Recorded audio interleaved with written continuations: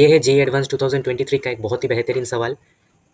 तो देखो, इस क्वेश्चन को पहले एक बार खुद से ज़रूर ट्राई करना। तो मैं क्वेश्चन को एक बार रीड करता हूँ। A plane polarised blue light is incident on a prism such that there is no reflection from the surface of the prism. अच्छा, कोई रिफ्लेक्शन नहीं हो रहा, जीरो रिफ्लेक्शन, और पहले से लाइट पोलराइज्ड है। The angle of deviation of the emergent ray delta is 60 degree, see figure 1। ठीक है, और उसके बाद में जो दिया है the minimum angle of deviation, वो रेड लाइट के लिए दिया है। तो पहले हम पहले पार्ट को देखते हैं और उसके रिलेटेड क्वेश्चन पूछेगा। तो ब्लू लाइट इज पोलराइज्ड कौन से प्लेन में, द एंगल ऑफ प्रिज्म, ये सब निकालना है। उसका नेक्स्ट पार्ट में बोला गया था angle of minimum deviation of the red light for the same prism delta mean is 30 degree, figure 2। अब नेक्स्ट टाइम उसी सेम प्रिज्म में एक रेड लाइट जो कि प्लेन पोलराइज्ड है पास किया गया है। The refractive index of the prism material of the blue light, for blue light उसका रिफ्रैक्टिव इंडेक्स है √3। आप लोग जानते होंगे कि लाइट के वेवलेंथ के ऊपर डिपेंड करता है रिफ्रैक्टिव इंडेक्स, एंड इसका एक रिलेशन होता है कि refractive index is inversely proportional to the wavelength of the light. तो ये जस्ट हमने, इसका कोई इधर काम नहीं है, लेकिन फिर भी एक नॉलेज आपको होना चाहिए। Which of the following statements is और आर करेक्ट। ठीक है,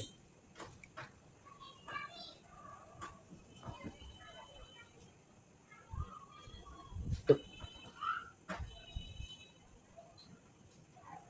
तो ये जो प्लेन पोलराइज पास किया गया और आप सोच रहे होंगे कि इधर कोई रिफ्लेक्शन क्यों नहीं हो रहा है। तो उसके लिए आपको कॉन्सेप्ट रहना चाहिए। आप पोलराइजेशन चैप्टर में एक टॉपिक पढ़े होंगे, आपके टीचर पढ़ाए होंगे ब्रूस्टर एंगल करके। तो उस टॉपिक को हम डिस्कस करेंगे और उसी के थ्रू इस कॉन्सेप्ट को हम समझने की कोशिश करेंगे कि प्लेन से क्या मतलब है। तो ये इस क्वेश्चन का इंपॉर्टेंट कॉन्सेप्ट है, ये कि ब्रूस्टर एंगल क्या होता है ना, कि हम लोग इधर से एक अनपोलराइज्ड लाइट पास किए हैं। ये लाइट पहले से अनपोलराइज्ड है। इसका दो कंपोनेंट है, एक कंपोनेंट है प्लेन में जो आप लोग डबल हेडेड एरो से दिख रहा है आपको, और एक है dotted. Dot and cross convention आप लोगों को पता होगा, आप मैग्नेटिज्म पढ़ चुके हैं। तो डॉट मतलब जो स्क्रीन के बाहर आ रहा है। तो इसका दो कंपोनेंट है, एक प्लेन में है, एक है जो स्क्रीन के बाहर आ रहा है।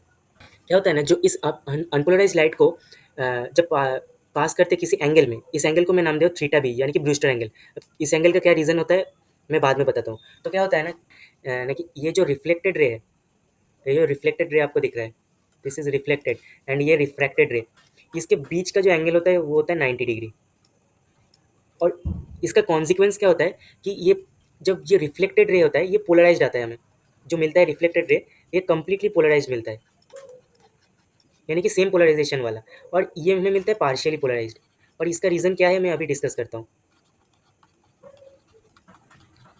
तो आपको देखना कई बार प्रॉब्लम होगा कि ये याद रखना, याद नहीं रहता कि कौन सा पोलराइज्ड होता है, कौन सा पार्शियली पोलराइज्ड होता है। इसका रीज़न मैं आपको एक छोटा सा कॉन्सेप्ट आपको बताना चाहूँगा, जो कि होता है डाइपोल रेडिएशन, जो आपके शायद आपको 12th क्लास में नहीं पढ़ाया जाता, लेकिन मैं डीप में नहीं जाऊँगा, बस 2 मिनट टाइम लूँगा। इस कंसेप्ट के थ्रू आपको ये चीज़ मतलब याद, मतलब एकदम दिमाग में बैठ जाएगा कि कौन सा पोलराइज्ड होता है, क्यों होता है। क्या होता है ना कि जब कोई अनपोलराइज्ड रे कोई मीडियम में आकर टकराता है, इस मीडियम का रिफ्रैक्टिव इंडेक्स है म्यू। तो क्या होता है ना, मीडियम में डाइपोल रेडिएशंस होता है। तो मीडियम का जो पार्टिकल्स है उसमें डाइपोल रेडिएशन होता है, और उसका डाइपोल रेडिएशन का फील्ड कुछ ऐसा होता है।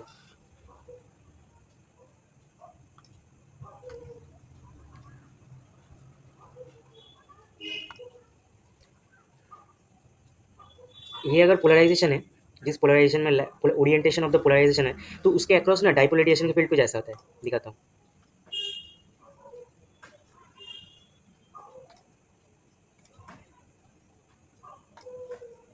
Like this. ये होता है कुछ, आप लोगों ने एस ऑर्बिटल देखा होगा, तो उसके जैसा ही होता है। तो इसका क्या होता है, ये हमने साइड व्यू ड्रॉ किया। अगर यही हमने आप लोगों को 3D में विजुअलाइज करना है, तो इसका पोलराइजेशन अगर आप टॉप से देख रहे हो तो आपको डॉट दिखेगा ऐसे। ठीक है, ये आप टॉप व्यू देख रहे थे, आपको इसका डॉट दिखेगा। और ऐसे आप लोगों को, क्योंकि मैंने बोला 3D में होता है, तो आप टॉप से देख रहे हैं तो ये चारों तरफ होता है, ये डाइपोल रेडिएशन, ये मतलब चारों तरफ है, सिमेट्रिकली डिस्ट्रीब्यूट। मान लीजिए आप रॉड है और रॉड के चारों तरफ होता है, और ये जो जहाँ से ये पास कर रहा है, यानी कि ये पास एक्सिस होता है, इसमें क्या होता है ना, डाइपोल रेडिएशन का इंटेंसिटी एकदम मिनिमम होता है। तो इसके अक्रॉस कोई, और ये डाइपोल रेडिएशन की इंटेंसिटी मिनिमम होता है। तो आप समझ रहे हैं इस टॉप व्यू में, जो कि जो आपके जो पास एक्सिस है, यानी कि जो स्क्रीन के बाहर है, उसके across radiation, dipole radiation minimum होता है। उससे क्या होता है, अब समझो ये लाइट इधर आया है। अब एक एक करके हम समझेंगे ये एक प्लेनर वाला पोलराइजेशन के साथ क्या फिनोमेना हो रहा है, और डॉटेड पोलराइजेशन के साथ क्या फिनोमेना हो रहा है। ज, तो ना अब इस पोलराइजेशन की बात करते हैं।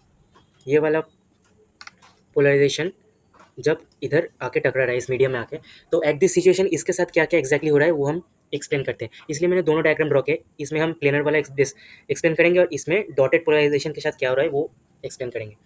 तो क्या होगा, तो ये पहले इसमें आते हैं फिगर 1। तो क्या हो गया, ये प्लेनर वाला पोलराइजेशन का एक बार आप लोगों ने डाइपोल रेडिएशन का फील्ड ड्रॉ कीजिए। तो ऐसा होता है,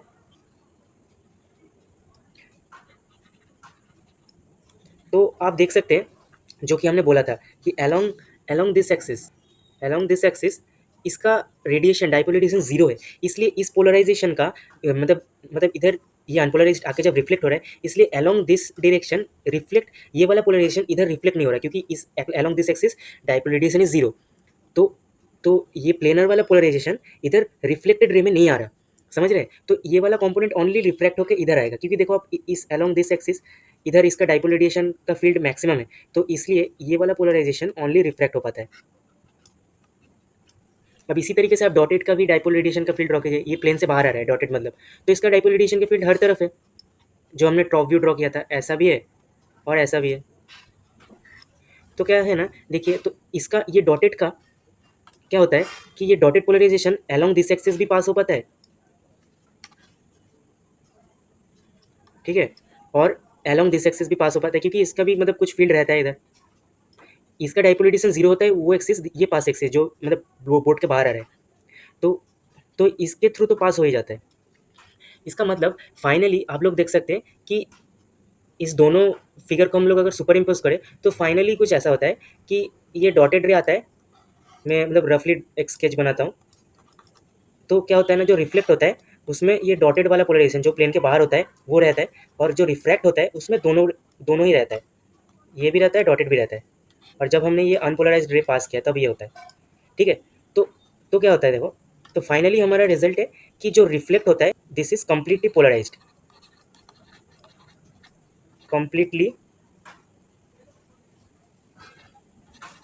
पोलराइज्ड। एंड ये होता है पार्शियली पोलराइज्ड, क्योंकि इधर मिक्सचर रहता है, पार्शियली पोलराइज्ड।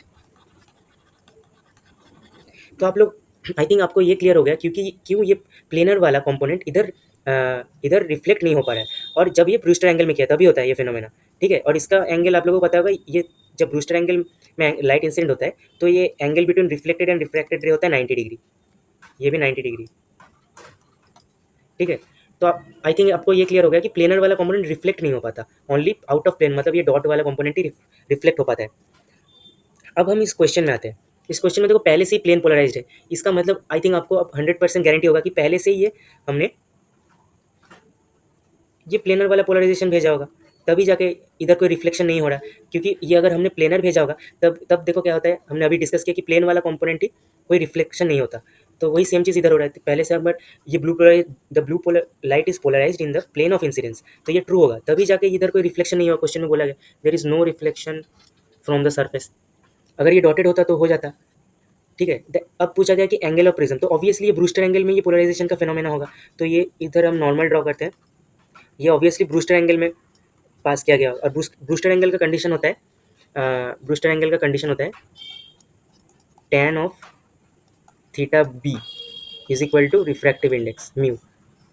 ये तभी होता है जब ये इनिशियल मीडियम एयर है, इसका रिफ्रैक्टिव इंडेक्स 1 है, म्यू बाई 1, तो tan theta B equal to mu. अब हम इस क्वेश्चन में आते हैं। तो फॉर ब्लू लाइट इसका रिफ्रैक्टिव इंडेक्स क्या दिया, √3, तो यही थीटा बी ही एंगल ऑफ इंसिडेंस है, तो क्या होगा tan theta B is equals to mu यानी कि √3, तो थीटा बी ब्रूस्टर एंगल इधर है यानी कि equals to angle of incidence is 60 degree, tan 60 degree √3 होता है। सो एंगल ऑफ इंसिडेंस हम निकाल चुके हैं 60 डिग्री। अब डेल्टा गिवन है 60, डेल्टा भी 60 डिग्री है, तो इधर आकर सॉल्व करते हैं। डेल्टा गिवन है क्वेश्चन में 60 डिग्री, तो डेल्टा क्या होता है, formula I plus E minus A, E है angle of emergence, is equal to 60 degree. तो आई हमें पता था 60 डिग्री है, यही ब्रूस्टर एंगल था, तो 60 plus E minus A equals to 60 degree, 60 cut जाएगा यानी कि angle of prism equal to angle of emergence 2 3। अब हमें क्वेश्चन में पूछा गया है कि एंगल ऑफ प्रिज्म ए निकालना है। अब दो वेरिएबल हो गया, तो अभी आपका काम आएगा बेसिक्स, तो एडवांस यही चेक किया कि आपका बेसिक्स कितना स्ट्रॉन्ग है। तो एक बार हम प्रिज्म को ड्रॉ कर लेते हैं, ये प्रिज्म, ठीक है, इधर एक लाइट आया,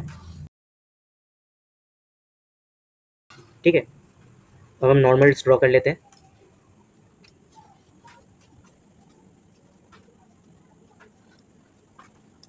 तो इधर नॉर्मल ऐसा है, और ये लाइट इधर से इधर रिफ्रैक्ट हुआ है, और ये रिफ्लेक्ट। तो एंगल ऑफ,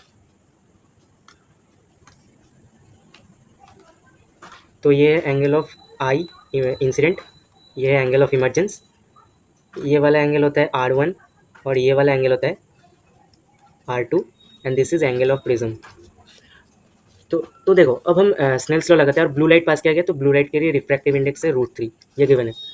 तो स्नेल्स लॉ लगाओ at this point, Snell's law लगाओगे क्या होगा, 1 इंटू साइन आई, आई है हमारा 60 degree, sine 60 is equals to √3 into sine R1।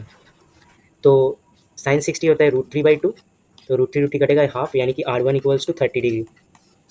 R1 निकल गया, R1 निकल गया। अच्छा, अब फिर से बेसिक से ही इस पॉइंट में स्नेल्स लॉ लगाते हैं, तो क्या आ जाएगा, वह √3 म्यू इंटू साइन थीटा, तो sine R2 is equals to air का reflective index 1 into sine E. ठीक है, अब एक और रिलेशन आप लोगों को पता होगा प्रिज्म में क्या होता है कि R1 प्लस R2 होता है ए। R1 हमें पता है, तो R2 को हम लिख सकते हैं ए माइनस 30 डिग्री, ये लिख सकते हैं।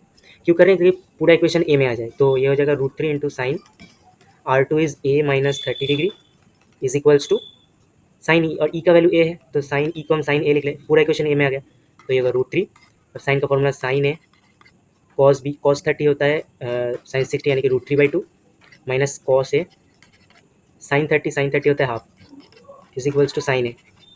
सो ये हो जाएगा 3/2 sine A minus √3/2 cos A is equals to sine ए।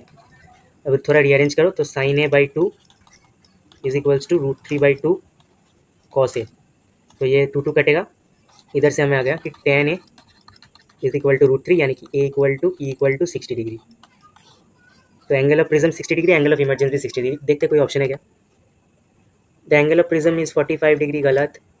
अच्छा, ये बाद में देखेंगे C option, the angle of refraction for the blue light in the air in the exit plane of the prism is 60 degree, तो E पूछा गया, तो ये 60 डिग्री है, ये ट्रू है। अब सी ऑप्शन, अब नेक्स्ट पार्ट चेक करते हैं। तो अब हम लोग आते हैं सी ऑप्शन में। सी ऑप्शन में क्या बोला गया है, the refractive index of the material of the prism for red light is √2। तो फिगर 2 में आप देख सकते हैं कि प्लेन पोलराइज रेड लाइट भेजा गया है। अब इसका एंगल ऑफ इंसिडेंस हमें पता नहीं है, और इसके कॉरस्पॉन्डिंग डेल्टा मीन आ रहा है 30 डिग्री। तो देखते हैं।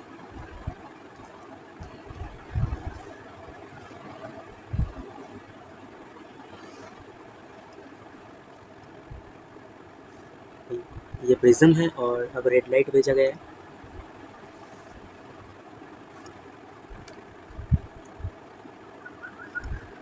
ठीक है, और ये angle of incidence is I, ये 60 डिग्री, क्योंकि सेमी प्रिज्म है। और अब इसका रिफ्रैक्टिव इंडेक्स है mu R is denoting for red light, ये रेड लाइट है। तो डेल्टा मीन इसका गिवन है, डेल्टा मीन इज़ 30 डिग्री। तो डेल्टा मीन होता है 2i minus A is equal to 30 degree, क्योंकि आई इक्वल टू ये होता है डेल्टा मीन। सो ए का वैल्यू है 60 degree, so i is equal to, तो 60 प्लस 30/2 यानी कि 45 डिग्री, ये एंगल ऑफ इंसिडेंस। अब हमें रिफ्रैक्टिव इंडेक्स निकालना है, तो इधर एक फॉर्मूला होता है, refractive index is equal to, ये आपको पता होगा, sine of A plus delta mean by 2 divided by sine A/2। तो ये हो जाएगा sine of A is 60 plus delta mean is 30/2 divided by sine of 60 degree by 2। तो साइन ऊपर 45 यानी कि 1/√2, एंड नीचे साइन 30 यानी कि हाफ, तो 2/√2 यहाँ से बच रहा है √2, यानी कि म्यू आर से डिनोट कर रहा हूँ for red light, mu R is equal to √2। So C option एकदम करेक्ट है, the refractive index of the material for the prism for red light is √2, so C भी करेक्ट है। So the correct option for this question is A, C, D। तो I think आपको ये वाला question एकदम अच्छे से समझ में आ गया। तो ऐसे ही और भी बढ़िया बढ़िया क्वेश्चन इस सीरीज़ में मैं लाता रहूँगा, और इस तरीके का क्वेश्चन आप लोग प्रैक्टिस करते रहेंगे, तो जेईई एडवांस के लिए आपका थॉट प्रोसेस बिल्ड हो जाएगा, और एग्ज़ाम के दिन आपको रिजल्ट दिखेगा। तो बस ऐसे ही करते रहिए practice. Thank you for watching this video. मिलते हैं अगले वीडियो में।